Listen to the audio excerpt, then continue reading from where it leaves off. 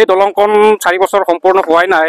অতি নিম্নমানৰ কাঠ ইয়াত ব্যৱহাৰ কৰাৰ কাৰণে ইয়াত প্ৰায় 10খনমান গাঁও বুলিয়েই নহয়, এইটো লখিমপুৰ, বিহপুৰীয়া, মাজুলী, যোৰহাটৰ অতি চমু পথ। ইয়াতে যথেষ্টখিনি যান জঁটৰ মানে ভিৰ পৰে, কিন্তু এই সময়ত আমি আগন্মহীয়া হেৰিয়াত আমি পথাৰত ধান কাটি থাকিবলগীয়া হৈছিল। কিন্তু এই দলংখনৰ জৰাজীৰ্ণ অৱস্থা দেখি পেলাই আজি সমূহ ৰাইজে ধান কটাত বন্ধ কৰি পেলাই বিনামূলীয়া পৰিশ্ৰমে এই কাম কৰিবলৈ ওলাই আহিছে। মাজুলীৰ নামনি অংশৰ বেবেজীয়া আৰু কুলিচাপৰিৰ মাজত থকা এখন দলং, এই দলংখনৰ জৰাজীৰ্ণ ৰূপে এতিয়া সমস্যাৰ সৃষ্টি কৰিছে আৰু বৰ্তমান সময়ত ৰাইজে নিজে এই দলংখন মেৰামতিত ব্যস্ত হৈছে। মই পৰিৱেশটো দেখুৱাইছোঁ। প্ৰথমে অঞ্চলবাসী ৰাইজ ওলাই আহিছে যাতে দলংখন মেৰামতি কৰি এই পথৰ যি যাতায়াতৰ যোগাযোগৰ সুবিধা কৰিব পাৰে, কাৰণ এই পথটোৰেদি লখিমপুৰ জিলাৰ বিহপুৰীয়াৰ লগত যাতায়াত আৰু যোগাযোগৰ সুবিধা থকা ঘাট আছে,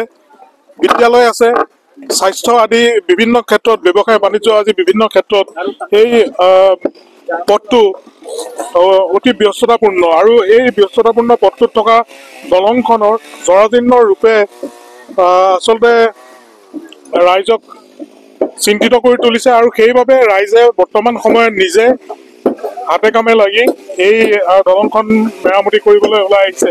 আৰু আমি বিভিন্নজন ব্যক্তি আছে, আমি কথা পাতিম, পৰিৱেশটো দেখুৱাম যে সকলোৱে এই জৰাজীৰ্ণ দলংখনৰ যিসমূহ বেয়া কাঠ সেইসমূহ আঁতৰাই নতুন কাঠ লগাই দলংখন মেৰামতিত লাগিছে।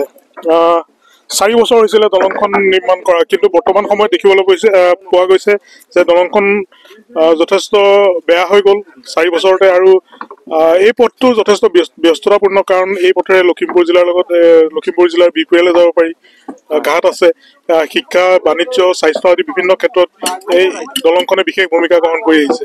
কি ক'ব এই মুহূৰ্তত? বিভাগে গুৰুত্ব প্ৰদান নকৰিলে নেকি যে ৰাইজে নিজে কাম কৰিবলৈ ওলাই আহিবলগীয়া হ'ল? জয়তে আমি সমূহ ৰাইজৰ হৈ পেলাই আপোনাৰ চেনেলক ধন্যবাদ জ্ঞাপন কৰিছোঁ, যিহেতু আমাৰ এই যিখিনি আমি হেৰিয়াত ভুক্তভোগী হৈ আছোঁ আপোনালোকৰ চেনেলৰ জৰিয়তে আমি জনাব বিচাৰোঁ। এই দলংখন 4 বছৰ সম্পূৰ্ণ হোৱাই নাই। অতি নিম্নমানৰ কাঠ ইয়াত ব্যৱহাৰ কৰাৰ কাৰণে ইয়াত প্ৰায় 10খনমান গাঁও বুলিয়েই নহয়, এইটো লখিমপুৰ, বিহপুৰীয়া, মাজুলী, যোৰহাটৰ অতি চমু পথ। ইয়াতে যথেষ্টখিনি যান জঁটৰ মানে ভিৰ পৰে, কিন্তু এই সময়ত আমি আগন্মহীয়া হেৰিয়াত আমি পথাৰত ধান কাটি থাকিবলগীয়া হৈছিল। কিন্তু এই দলংখনৰ জৰাজীৰ্ণ অৱস্থা দেখি পেলাই আজি সমূহ ৰাইজে ধান কটাত বন্ধ কৰি পেলাই বিনামূলীয়া পৰিশ্ৰমে এই কাম কৰিবলৈ ওলাই আহিছে।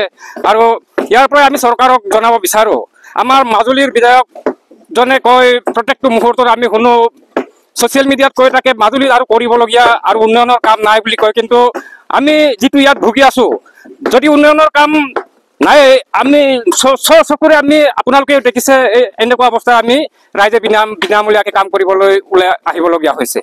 আৰু গাঁঠিৰ ধন মাগি কাঠসমূহ গোটাইছে, ইয়াত সকলো ৰাইজে নিজে পইচা তুলি কাম কৰিছে নহয়? ঘৰে ঘৰে পইচা তুলি পেলাই আমি ঘাটিৰ ধন খৰচ কৰি পেলাই কাঠ কিনি বিনামূলীয়া পৰিশ্ৰমেৰে কাম কৰিবলগীয়া হৈছে।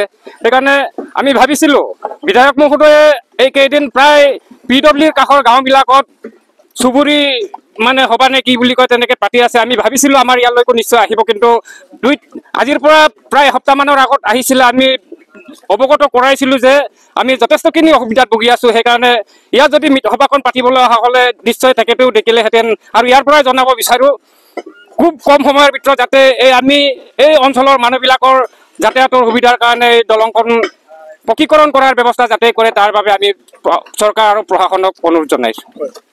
নিশ্চিতভাৱে আচলতে চৰকাৰ, প্ৰশাসনে আৰু বিভাগে গুৰুত্ব প্ৰদান কৰিব লাগে, যিহেতু বিহপুৰীয়াৰ লগত অতি চমু যাতায়াতৰ যোগাযোগৰ বাবে এই ব্যস্ততাপূৰ্ণ পথটো আৰু এই পথটো থকা এই দলংখনৰ জৰাজীৰ্ণ ৰূপে বৰ্তমান সময়ত কেনেধৰণে পাৰাপাৰ হ'ব লাগে এই দেখুৱাইছোঁ যে মাত্ৰ 4 বছৰ হৈছিলে দলংখন নিৰ্মাণ কৰা, তাৰ পাছতে বৰ্তমান এই অৱস্থা।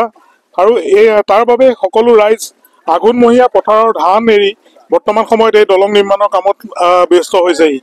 কাৰণ যাতায়াত আৰু যোগাযোগৰ ক্ষেত্ৰত যি ব্যৱস্থা বিভাগে গ্ৰহণ কৰিব লাগিছিল, যি ব্যৱস্থা চৰকাৰে গ্ৰহণ কৰিব লাগিছিল, যি ব্যৱস্থা প্ৰশাসনে গ্ৰহণ কৰিব লাগিছিল, সেইখিনি নকৰিলে। আৰু তাকে সেইবাবে বৰ্তমান সময়ত ৰাইজ ওলাই আহিছে, ৰাইজে নিজে হাতে কামে লাগিছে। বিভাগক বহুতবাৰ জনোৱা হ'ল, কোনো গুৰুত্ব প্ৰদান নকৰিলে।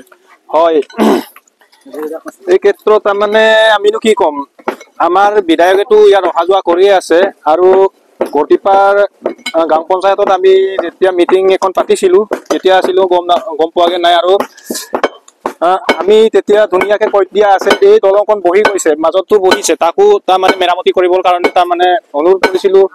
আৰু এইখিনি দলংটো বেয়া হোৱাৰ পিছত 4জন নে 5জন তাৰমানে এক্সিডেণ্ট হৈ তাৰমানে ইয়াত বিৰাট আঘাতো পাইছে। এইটো আৰু আগত পাব বুলি, আৰু এক্সিডেণ্ট হ'ব বুলি আমি নিজে গাঁৱৰ মানুহে ওলাই আহি পেলাই আজি মেৰামতি তাৰমানে আমি আগবাঢ়িম। নিশ্চিতভাৱে এই দলংখনৰ জৰাজীৰ্ণ ৰূপ তথা ভগা চিগা অৱস্থাৰ বাবেই বিভিন্ন সময়ত দুৰ্ঘটনা সংঘটিত হৈছে আৰু তাকে তাৰ পৰিপ্ৰেক্ষিতত আজি অঞ্চলবাসী ৰাইজ ওলাই আহিছে, কাঠিৰ ধন খৰচ কৰি আঘোণৰ পথাৰ এৰি বৰ্তমান সময়ত শ্ৰমদানেৰে এই দলংখনৰ মেৰামতিত লাগিছে। কাৰণ যাতায়াতৰ যোগাযোগৰ ক্ষেত্ৰত তেওঁলোকে যি সমস্যাৰ সন্মুখীন হৈ আহিছিল সেই সমস্যাৰ অন্ত পৰক অতি সোনকালে, তাকে আশা কৰিছে। বিভাগ, চৰকাৰ তথা প্ৰশাসনক অনুৰোধ জনাইছে যাতে অতি শীঘ্ৰে এখন পকী দলং ইয়াত নিৰ্মাণ কৰে আৰু যাতায়াতৰ যোগাযোগৰ ক্ষেত্ৰত যিসমূহ সমস্যা সেইসমূহ দূৰ কৰে। আপুনি বিচৰা বাতৰি পাব কেৱল নিউজ 18 এপত। নিউজ 18 এপ ডাউনলোড কৰিবলৈ স্কেন কৰক এই QR কোড। গুগল প্লে ষ্টৰতো পাব এই নিউজ 18 এপ।